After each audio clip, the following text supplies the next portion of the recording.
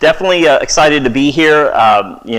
Thankful for the opportunity. We're going to be talking, as Candy said, a little bit about giving you some information around the science behind neuromuscular electrical stimulation for OSA. And it's a pretty cool therapy. This is a relatively new therapy. That's why I thought this would be really kind of an interesting topic. This is a therapy that I've kind of spent the last year and a half, 2 years, just kind of keeping some tabs on. One of my roles in a previous job was to kind of keep up on kind of new or novel therapies, new or novel companies that might have something really promising, whether that was in the sleep or the respiratory space. So this is just kind of something that's been on my radar a little bit for a couple of years, and I thought it would kind of be interesting to talk about this therapy in general, and the specific company that's behind this therapy is a company named Signifier. So just from a disclosure standpoint, I have no financial relationship or ties with the company or with the manufacturer of the product, but I just, again, being interested in things that are new or novel in sleep and respiratory, I thought it would be kind of interesting for us to kind of spend some time looking at this. So really 4 main objectives for this afternoon. We want to spend just a little bit of time just briefly kind of overviewing mild sleep apnea and some of the reasons why it is important to treat mild. A lot of times maybe historically we thought about moderate and severe, but we know there's a lot of negative effects even in the mild category, and there's a need to treat that as well. We're then going to just kind of real quickly kind of look at the treatment continuum more or less as it stands today for OSA and snoring, and then where this kind of new technology may fit into that mix. And then we'll really spend the bulk of the time looking specifically at NMES. That's a little easier to say than neuromuscular electrical stimulation. So I'll probably use the abbreviation a lot during the presentation. And then finally, we'll just look at some of the clinical evidence and clinical data around that. And we should have some time to be able to have some questions. So the good news for me is I've got a little bit of a cheat code. I've got a little phone a friend here. So I've got a former colleague from when I was at ResMed who's now with the company, who's a director on kind of the clinical engagement side. So I may be deferring some of the harder questions to my former colleague there. So mild sleep apnea, mild OSA specifically, right?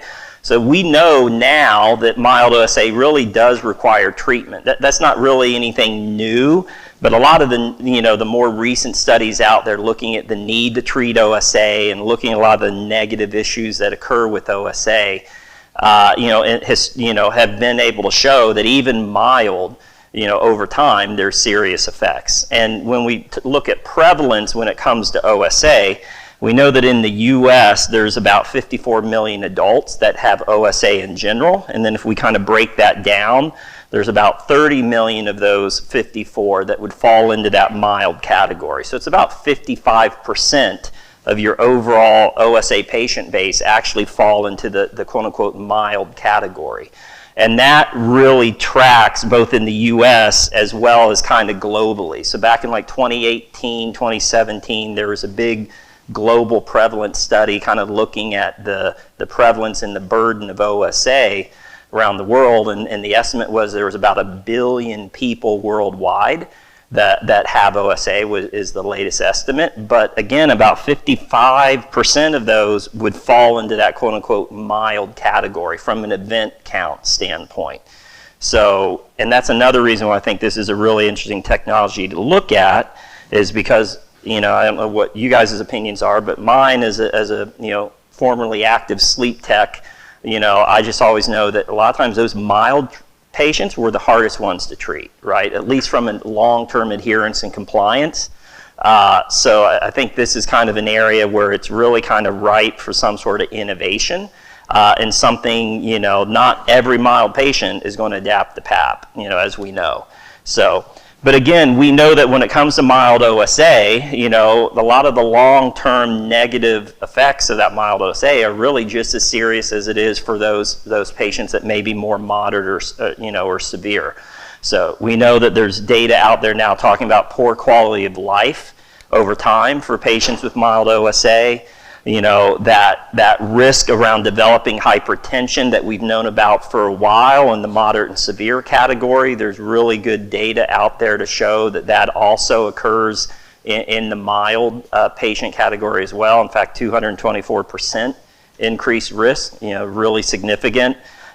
Increased risk also of, having abnormal fasting glucose. So, that risk of that type 2, diabetes development over time, which is, again, another comorbidity that we spend a lot of time in general around OSA looking at moderate and severe patients. We see a lot of those same risk factors in the mild category.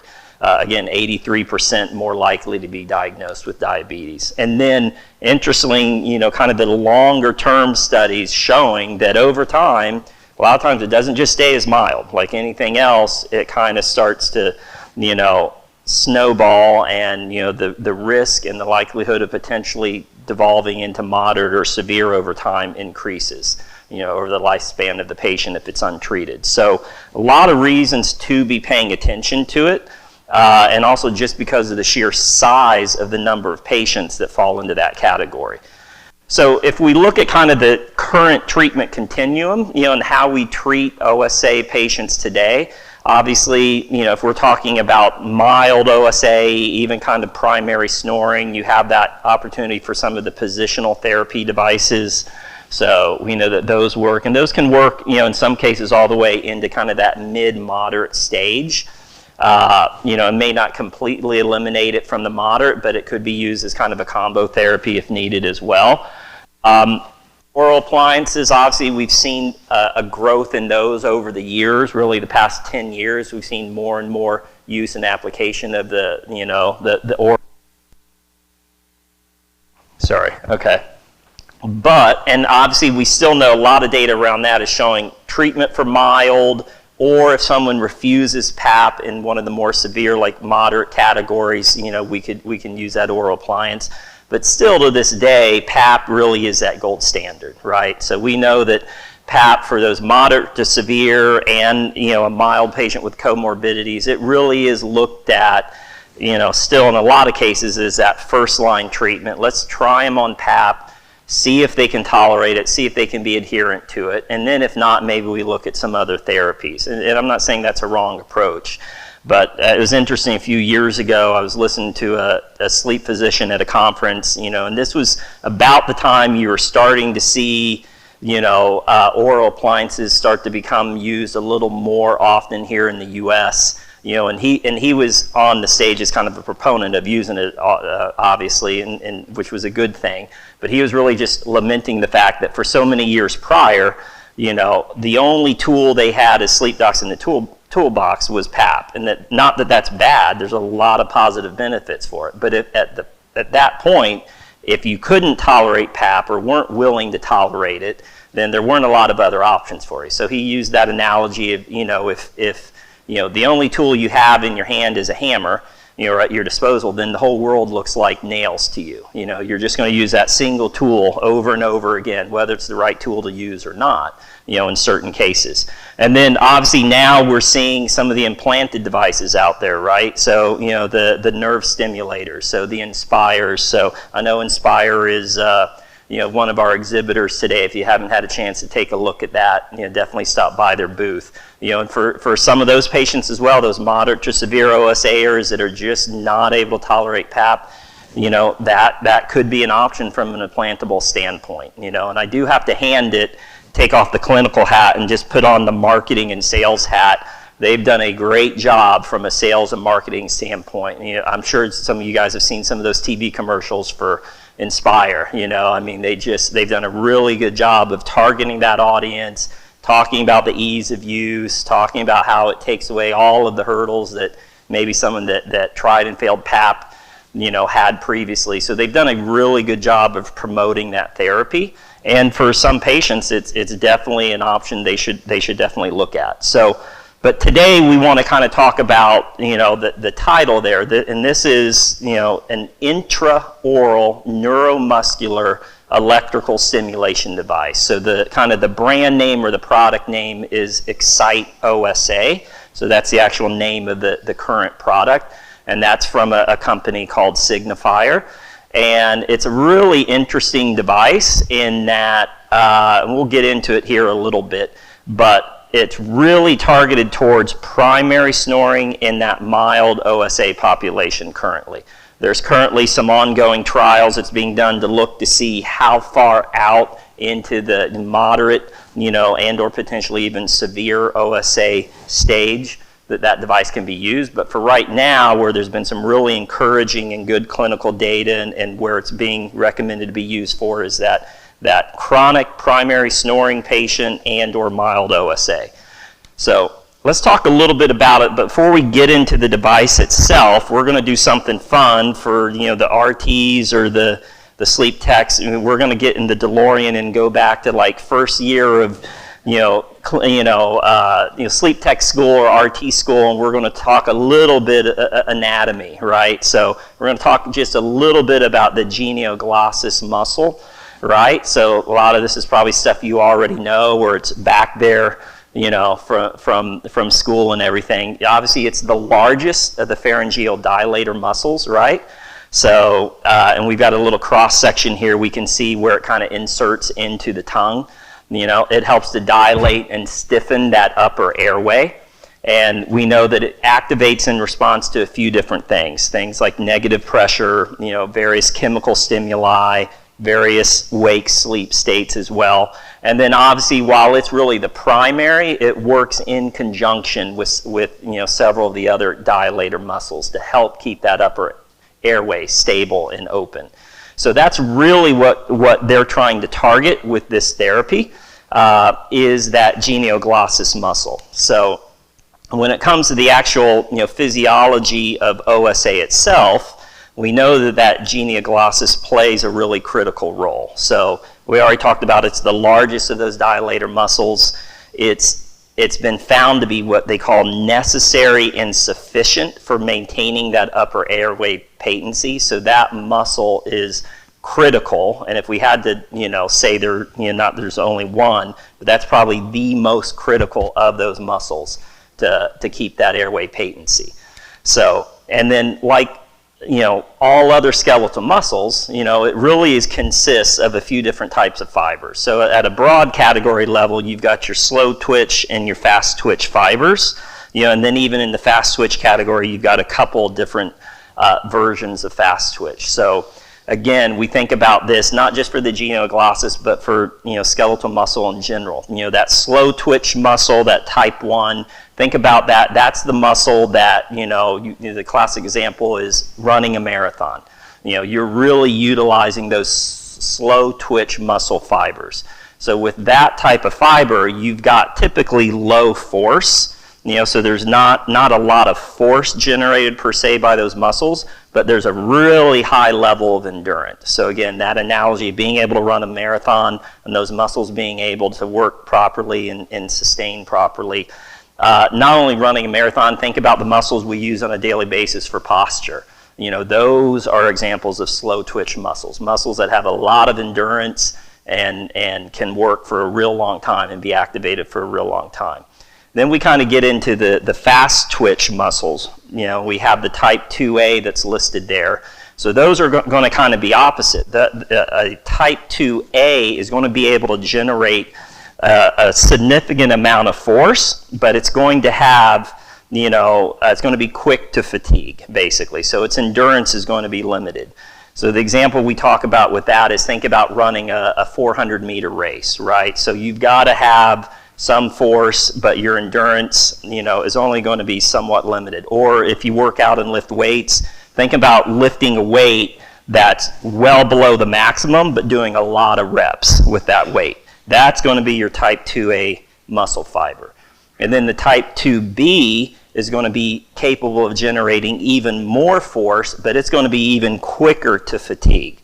So think about the NFL Combine, the 40-yard dash. You're using those super fast twitch type 2B muscles, or the person running the 40-yard dash is, and they're going to be really quick to fatigue. Or if you're a weightlifter, you work out doing a 1 rep max on your bench press, as much weight as you can lift one time. You're going to generate a huge amount of force to do it, but you're going to be gassed at the end of that 1 rep. So that's your type 2B fibers. And that's, again, that's not just the genioglossus, that's just skeletal muscles in general.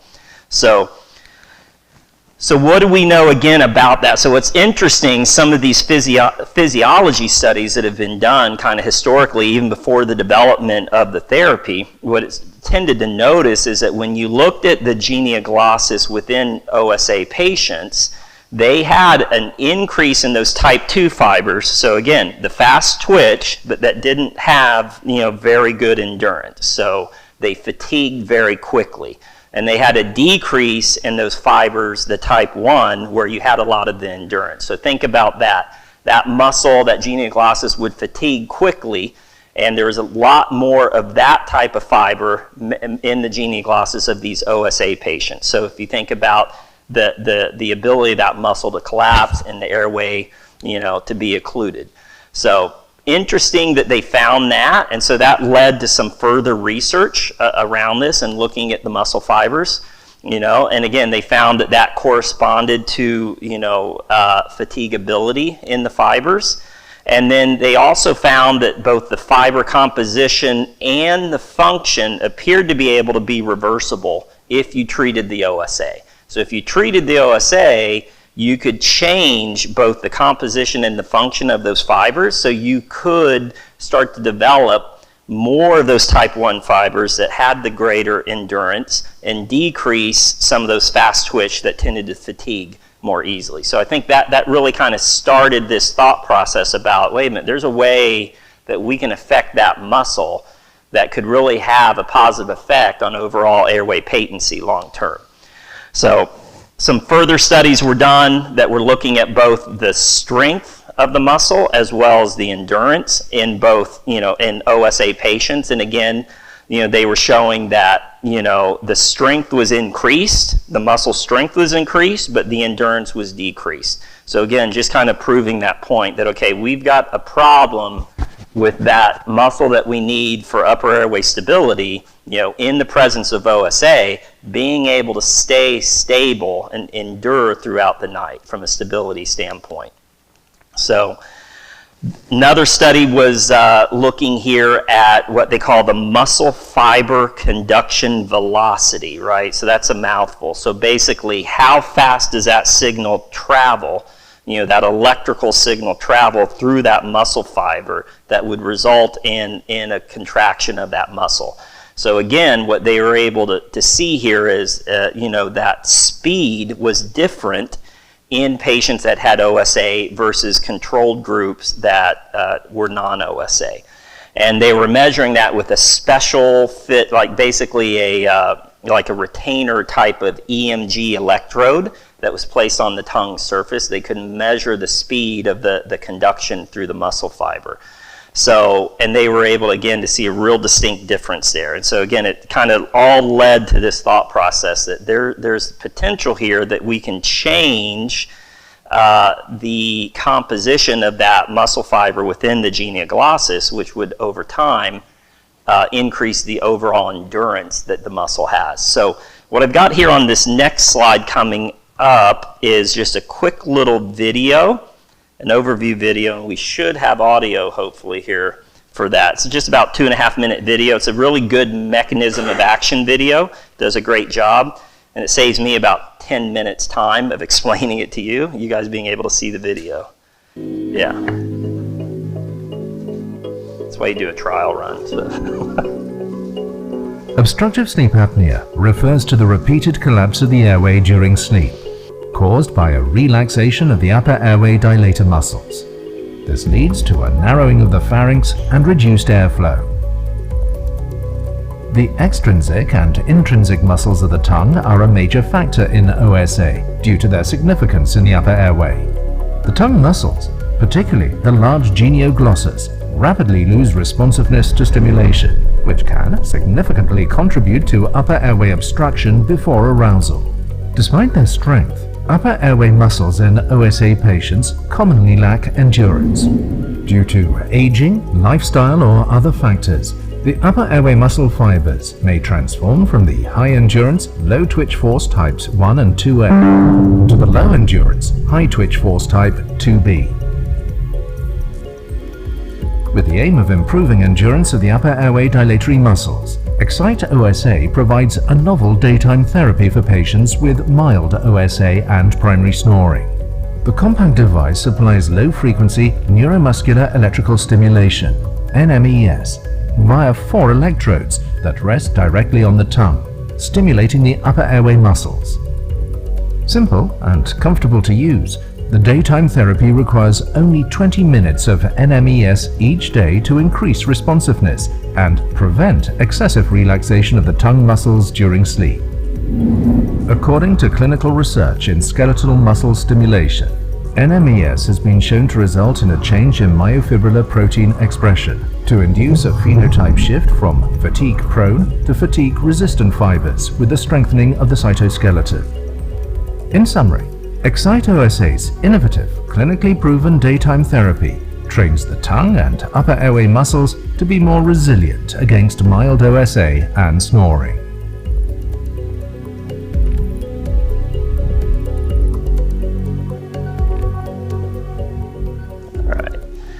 Yeah, again, so pretty interesting, the whole mechanism of action,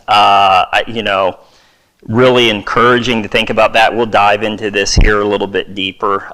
It's gotta be authentic and work well because, the moderator had a cool accent, right? So, I mean, that's how you know that, we're talking really good therapy here. So I think so we'll talk a little bit about the clinical experience. I think one of the really cool things, that's a technical term, about this therapy or encouraging things potentially about this is, it's actually a daytime therapy.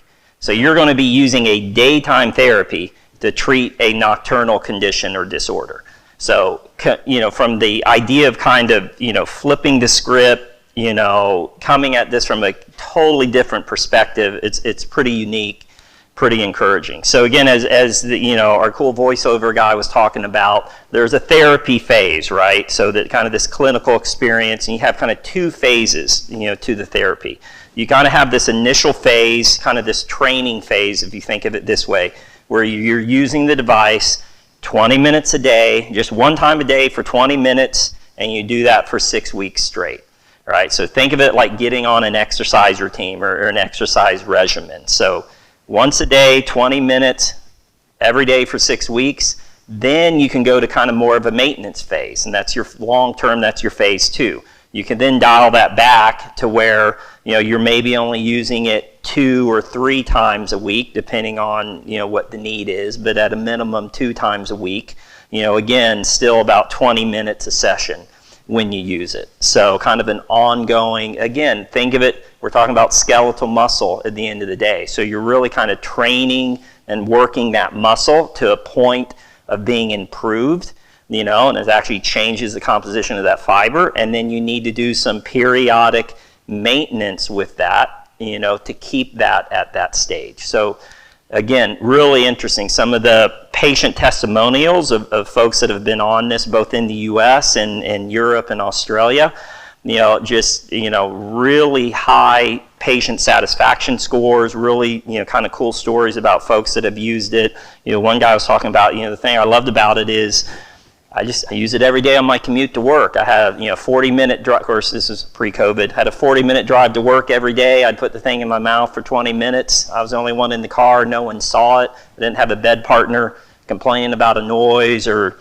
thinking something was wrong with me for wearing this big mask. I just did it on the car either to work or home from work, 20 minutes a day for 6 weeks, and then I went on to the maintenance phase after that. So when we talk about it, it's also about that patient experience. So what we know is when we talk about healthcare, importance of the therapy, but more patients are becoming consumers, right? So there's this whole experience, patient experience as the patient being the consumer and the end user of the healthcare. And so that clinical experience for the patient needs to be something that is appealing to the patient. So this, again, the device is controlled and directed, those therapy phases, it's directed through an app So the patient just simply has an app on their smartphone where they're able to, log on, create an account.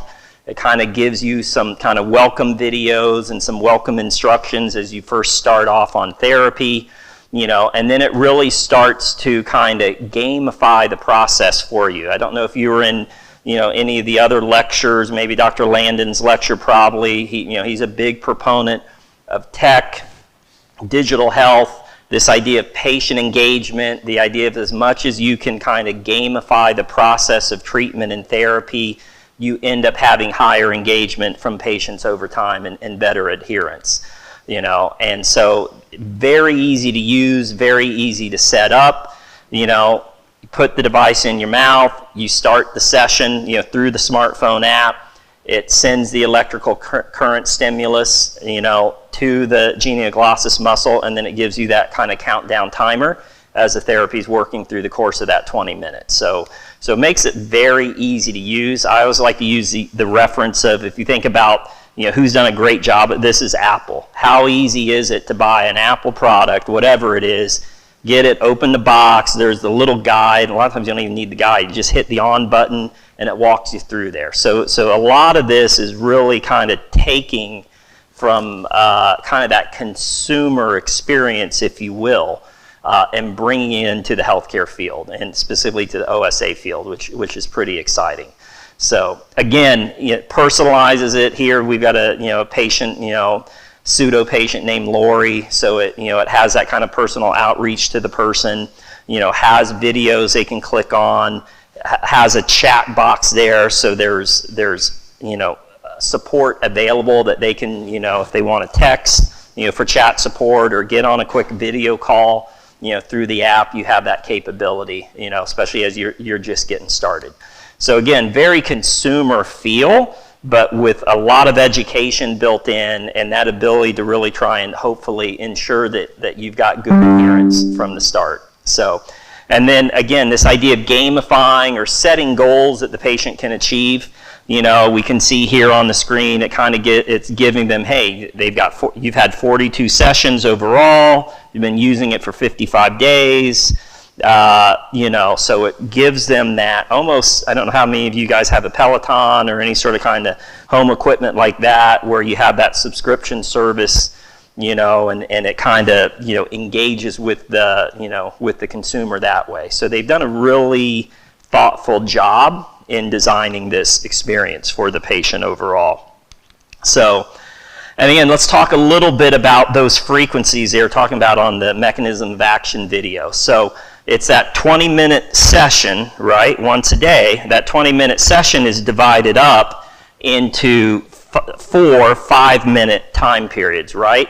So the way to think about this is you're going to starting in that upper right quadrant, you're going to start off at 3 hertz, then go to 10, then go to 20, then you're going to finish your last 5 minutes back down at a 3 hertz frequency. So again, thinking about skeletal muscle, the analogy I think about again is kind of that weightlifting. If you've lifted weights or had to do sets, you start off with the basic set, that's the warm-up set, that's your 3 hertz. You start working your way up kind of the weight pyramid as you're working your muscles, and then maybe you kind of do a cool down, a cool down set at the end. So same sort of thing here with the frequencies. Start low, gradually ramp up to the highest frequency, and then kind of have that stair step down for the last 5 minutes, as it's kind of stimulating that muscle to affect that change. And again, what you have that ability, in addition to the frequency, you can actually change the degree or the range of the actual stimulation. So you can be on as low as a setting of 1 and as high as a setting of 15. And that's all controlled through the app. So very easy to do. And the patient has control, over that stimulation level. So the way to think about it again, we've used this analogy a lot, but it's skeletal muscle at the end of the day. So it's a training, right? So what you want to do is you want to always be using the tolerance level that you can tolerate the most. So the highest level of stimulation that is tolerable and comfortable, and you're going to find over time, over the course of that 6 weeks, you're able to gradually turn that up. So in this example here, that first week, Typical patient may only be down at a 2 or a 3, very low setting, kind of getting used to it. Then as they work their way through, we can see here by the time they end up finishing the 6-week course, they're able to actually tolerate a much higher stimulation level closer to the max setting. In this case, it was 13. Now, as important as it is to have the patient engagement, there's also a physician portal. So we know you've got to kind of have both these days when it comes to new technology and new therapy. So there's that opportunity for the clinician to check on the patient. They can check adherence, they can check compliance, they can check on how they're doing on their kind of course of action and course of treatment. And it sets up essentially kind of a management by exception design, so they can kind of see who are these patients that are, maybe having trouble, maybe starting to miss some sessions. So there's opportunity from a physician standpoint or clinician standpoint to provide some interaction and some intervention if needed. But what we tend to see or have seen, or what they have seen is, just since this has been launched, is the patients that, again, are in that primary snoring to mild OSA category that start to use this, some pretty high adherence rates to the therapy. So we're going to spend a little bit of time here, next few minutes, kind of looking at clinical trials. So there's been, now you're going to see 5 studies behind me on the screen. It's a little, not misleading, but may initially be a little confusing. There's been actually officially 3 clinical trials, 3 clinical studies. That trial there in the middle, the Baptista trial, which was actually a multi-center, single-arm trial. There was really good, rich, robust data in that, and they actually over time were able to break that single study out into 2 additional follow-up papers as well. So you've really got 3 trials worth of data out of that one. So, but interesting, just at a high level, what we're able to see starting on the far left-hand side of the screen there, starting off early on, studies in Germany and the UK, what they're able to really see is a change in the bed partner reported snoring. So a decrease in bed partner reported snoring by 44%. So pretty significant decrease in snoring. Then, next trial, they were able to, look at actual decreases in the AHI. So decrease of 5.1 events per hour, which if you're already in the mild category, that's pretty significant if you think about that. And then we saw with the Baptista trial, decrease in snoring overall, improvements in self-reported sleep quality. So several things that we were able to see that were really positive results. So we'll start off here, that bed partner reported snoring. It's a pretty decent sized trial, about 115 patients. 39% decrease in the amount of snoring that was reported from the bed partner for the person that was using it. So, and that 40 dB threshold is significant. So 40 decibels is what the WHO, World Health Organization, not the aging rock band.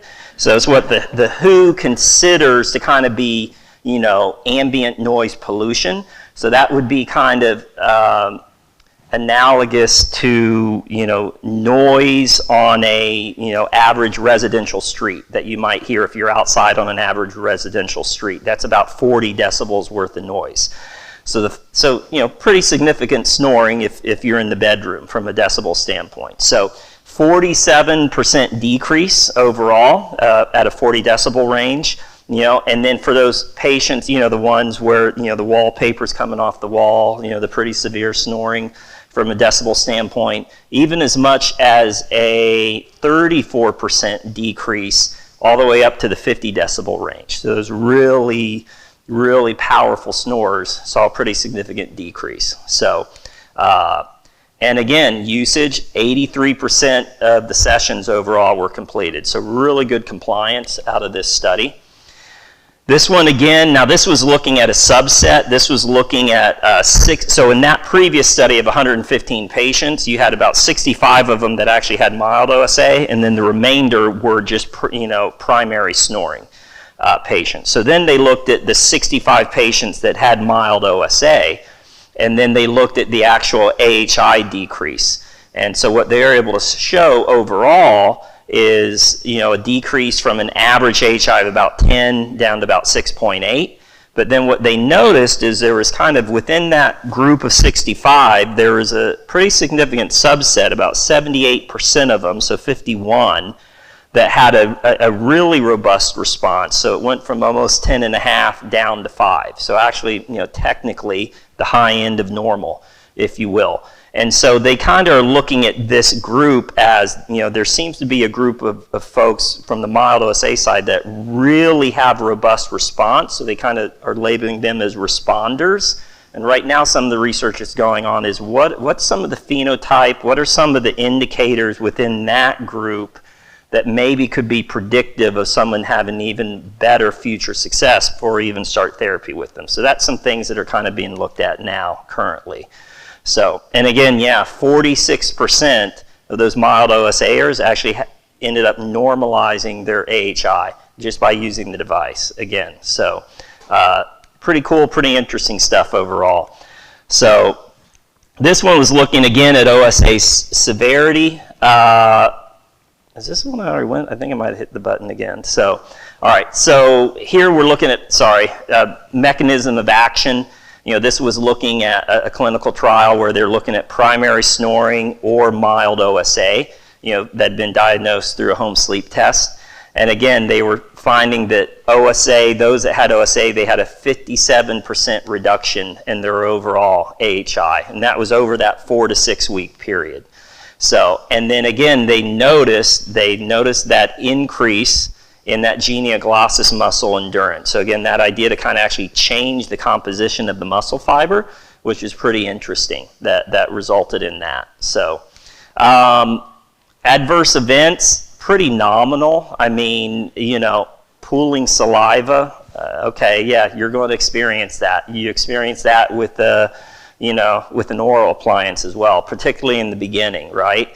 What was interesting was over time, the body adjusts to that. So yeah, the first, 1 to 2 to 3 weeks, that was kind of the leading adverse event, if you will. But over time, the brain kind of gets used to that, hey, I got something in my mouth for 20 minutes, and that excess saliva production kind of starts to slow down.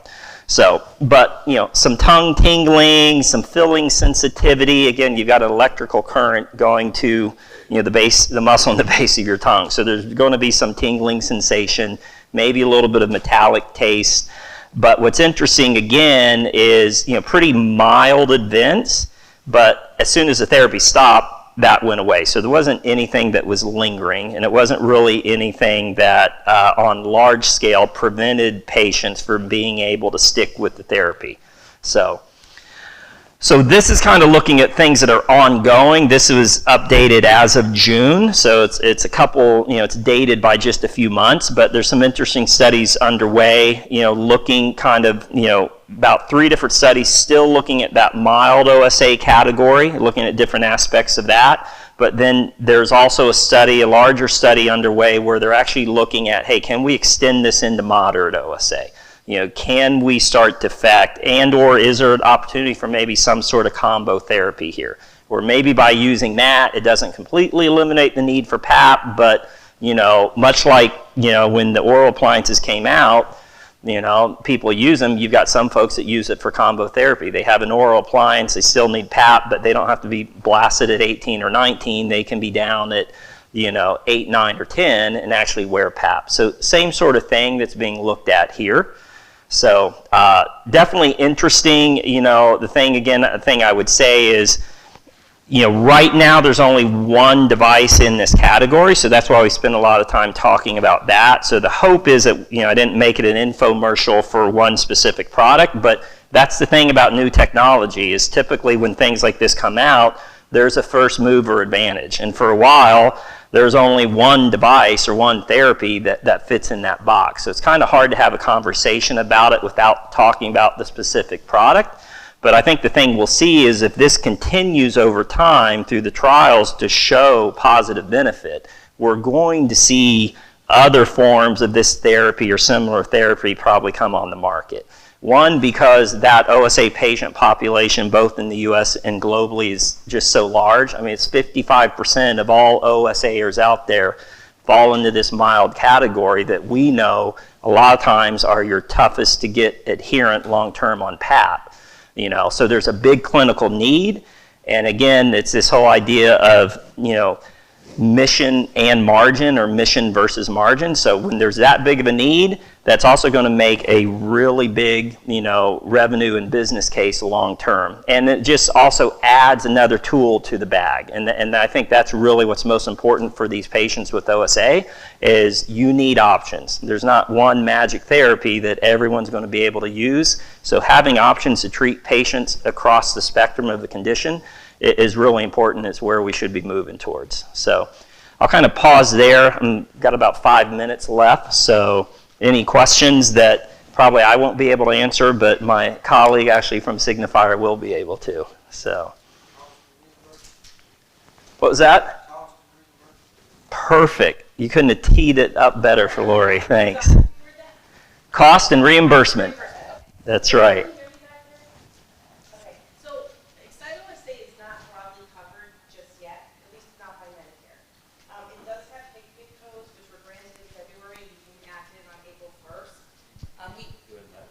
Thank you. We have seen some spotty coverage, but again, it's not broadly covered. The HCPCS codes have been active now since April 1st. We have a market access team within the company that is appealing to commercial payers. So we have some payers in different states around the country that are paying for it, and some have actually loaded the codes into their system. Can you just give a couple, just because we've got folks here from 8 states, or maybe some folks from some of those states. Sure. It's like Virginia, you're seeing some coverage. In Virginia, there are a couple of insurance companies that are paying. One is called Care First. Another one is Blue Cross Blue Shield of Virginia. And then also TRICARE East is covering, so they deal with the military population. So it is becoming more known, and we're starting to see some coverage, but we're in early stages. But we are able to sell it into the government vendors, so it's available in the VAs across the country. Yeah, that's definitely key. Yeah. You've been able to, you know, through the largest national distributor into VAs, be on contract with them to provide the product to the veterans. So if you think about, you know, veterans, especially those that have maybe, you know, served in a theater of war or seen combat and or PTSD of some type, you know, a lot of times I've worked sometimes in my past with veterans with PAP, you know, trying to get them to wear a full face or a mask can be tough. So something like this that you use while you're awake, you do your session, and then that's it, you know, it could be really interesting. Right. So it is required that it's sold by a DME or somebody with a DME license, and that's going to be different state by state. The cost of the product is whatever the DME puts on it, but if you go online and Google it, you're going to see the manufacturer suggested retail price, which is $16.50, but that's for insurance purposes only. Most DMEs that we see selling it are selling it from between like $750 to $1,100, depending upon what their market will bear in their specific area. And also that mouthpiece that you saw that attaches to the device, that does need to get replaced every 90 days.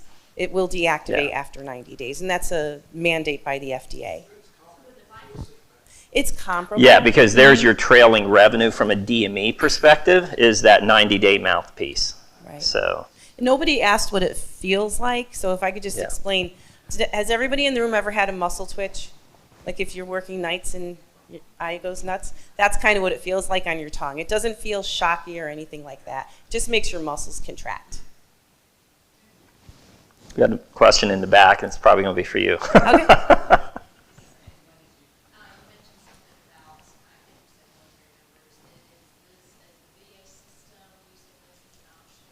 Yes.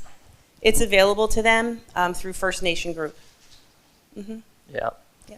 Yeah, how many VAs currently, roughly, are you in about 70 or something? 77, I think, at this count. So So major VAs, Miami, San Antonio, San Diego, up in Washington State. We have some in New York State. Pretty much all around the country, Minneapolis, Texas.